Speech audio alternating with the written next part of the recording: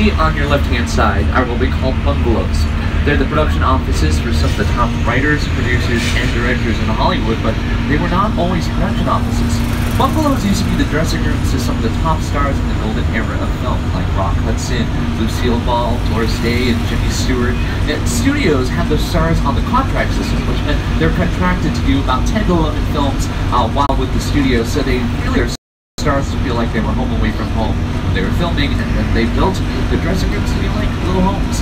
Coming up on your left, you're going to see one of the most famous bungalows on the front lot. I'm going to point it out so you can get a great photo of it. You're going to see a very famous silhouette in front of bungalow 5195. You also see that silhouette on your screens now. Now that silhouette belongs to the master of suspense himself, Sir Alfred Hitchcock. Brought you such legendary classics as Psycho, Rear Window, Vertigo, and The Birds. 5195 is currently home to the De Laurentiis Company, the company that brought the legend of Dr. Hannibal Lecter to the big and small screen.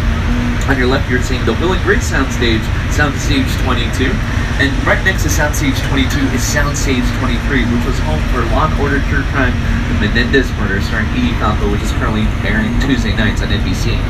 Now, the first production to use these sound stages was Hairspray Live, our latest live musical event, which aired last December, starring Harvey Fierstein and Kristen Chenoweth. Now, they filmed all of the interior scenes within these sound stages. Because it was a live event, they had a matter of mere moments to film the exterior scenes in our back lot, which is right here, heralding our entrance into the Metro sets, and you can see how Hairspray Live used the Metropolitan sets.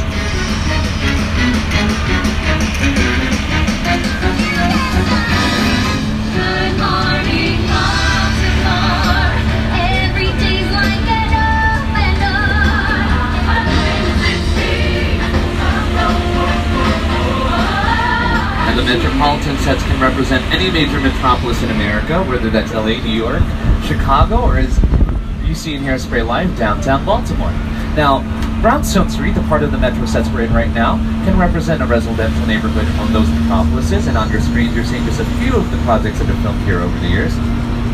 The Brownstone Street is also where Annie met Sandy in the movie musical Annie from 1982, and where Kevin McAllister thwarted the Wet Bandits in Home Alone 2 Lost in New York. Now we're leaving Brownstone Street behind and entering Courthouse Square. Probably most recognizable is Hill Valley from the Back to the Future films. This screen is darker. Now the courthouse you see on your screens is the exact same courthouse that you see to your left-hand side, with an additional facade or false front built in front of it. So it's so that productions can use this after Back to the Future, not accidentally set their projects in Hill Valley. As you can see, it's a very recognizable courthouse. Now besides Back to the Future, here's some other projects that have filmed in Courthouse Square. This screen is darker. Dennis, this screen is darker than that one.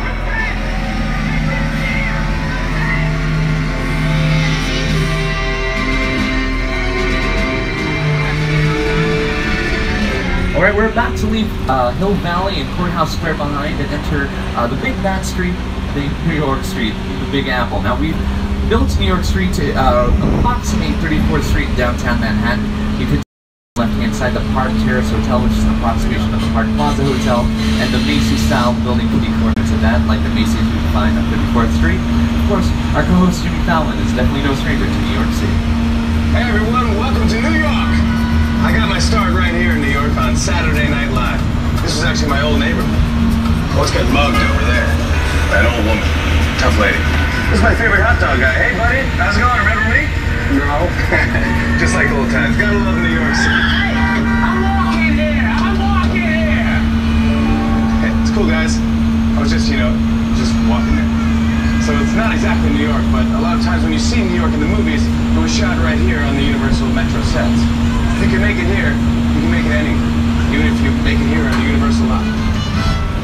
Now, recent projects have used the Metro sets include The Mini Project, American Ninja Warrior, and Fate of the Furious. Now, we're allowed to leave the concrete jungle of New York Street behind and enter another sort of jungle is brought to us by Academy Award-winning director Peter Jackson.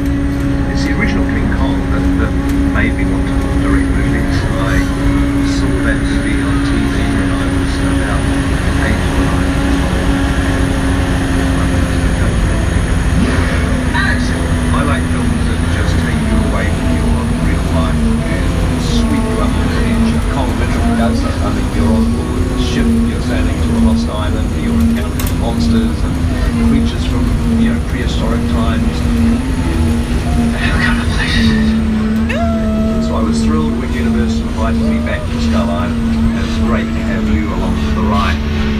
have created this 3D immersive experience, so you're going to have your glasses ready. Don't put them on yet, but just have them in your hand because we're about to return to Skull Island. Ladies, please remain seated. Definitely seat line.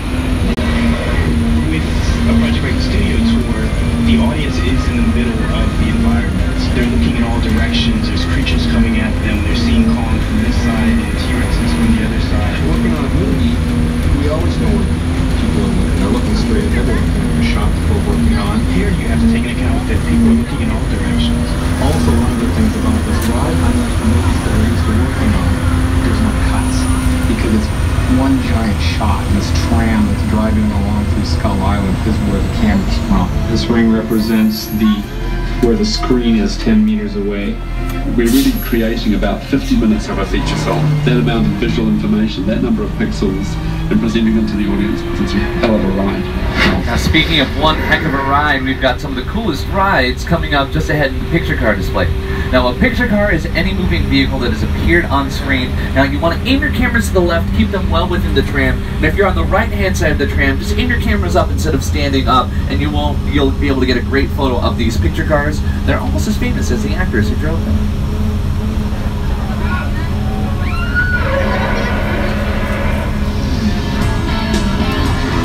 Knight Rider, Magnum PI, Back to the Future, Back to the Future. I don't remember that one. Back to the Future, Back to the Future, The Flintstones, The Flintstones.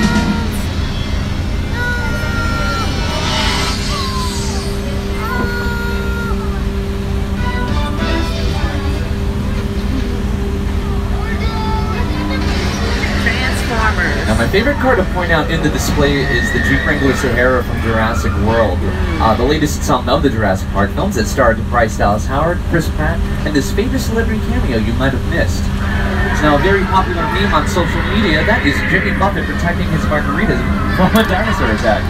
And he got the margaritas from the Margaritaville on City Walking InGen. And you'll be happy to know that Universal Studios Hollywood has its very own Margaritaville on our City Walk, which you'll be able to enjoy later on tonight. Enough talk about the Jurassic Park films. Ladies and gentlemen, without further ado, Dave and I bring you to a little island off the coast of Costa Rica. Welcome to Jurassic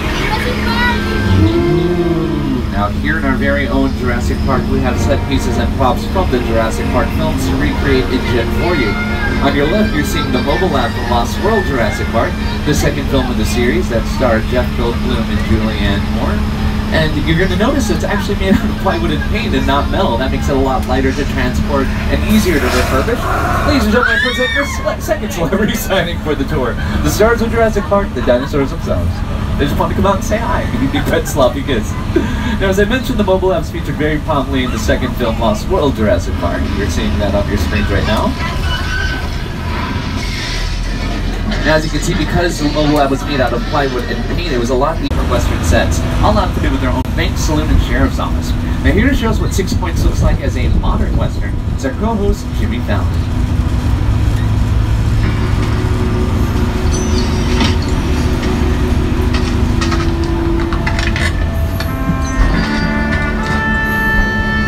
This town ain't big enough for the both of us, Jimmy Fallon. Well, I ain't going anywhere, Jimmy Fallon.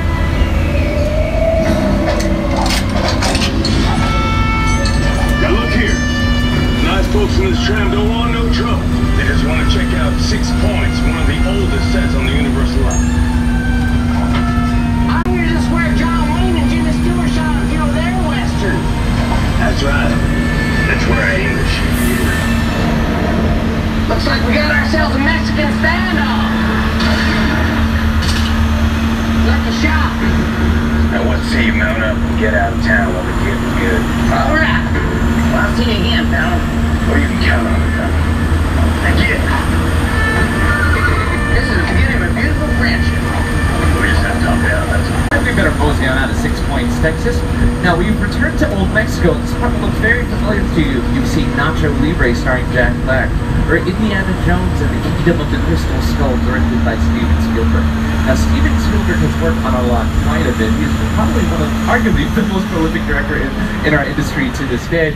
And with that, we have set up a little section of our backlot in honor of his work here at Universal Studios. Again, a very prolific career over the course of several decades. When I was about, 16 years old, and I began hanging out at Universal during my summers. When I went to college nearby, I continued to come on the lot and try to become a director. As you can see, Steven Universal sort of is my birthplace. This is the place I consider my first home. Steven Spielberg got his start right here in Universal Studios, and HBO currently has a documentary about his work and his life. You should definitely check that out while you can. I love it here, and I keep coming back.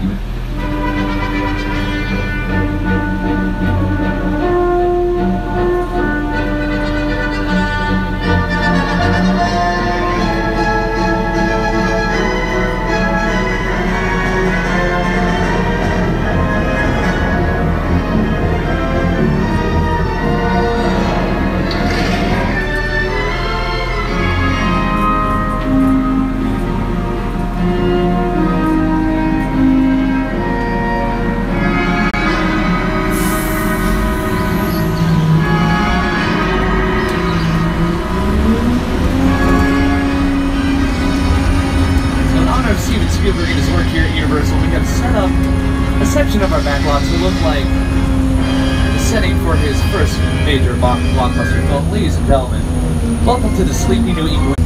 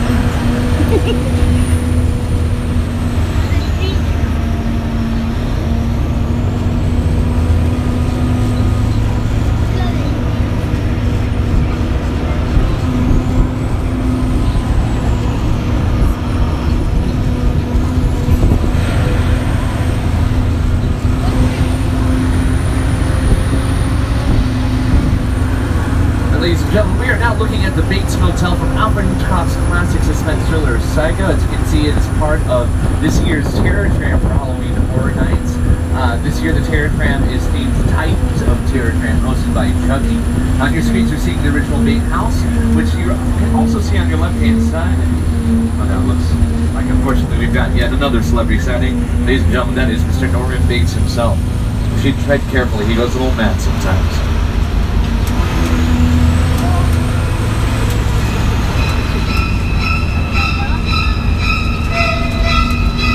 One disaster faster to the next, ladies and gentlemen. This is the crash site from Steven Spielberg's 2005 film, War of the Worlds.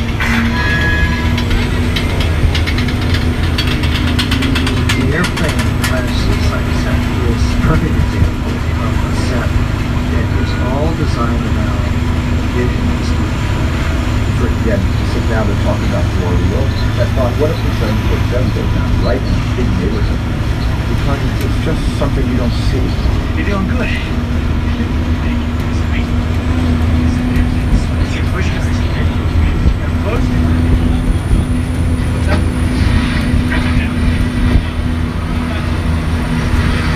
Robbie, get in. Get in.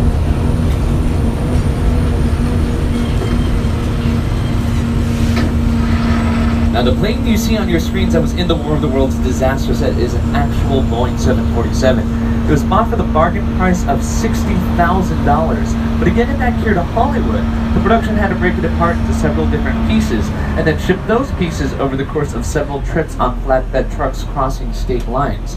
The entire process cost the production $200,000. In its original iteration, that set contained over 100 tons of debris. The production designer Rick Carter sent out a memo to the entire production team saying, if you're cleaning out your garages or your attics, definitely just bring that rubbish right here to the set and we'll be able to find a home for it. Now, since it's been used in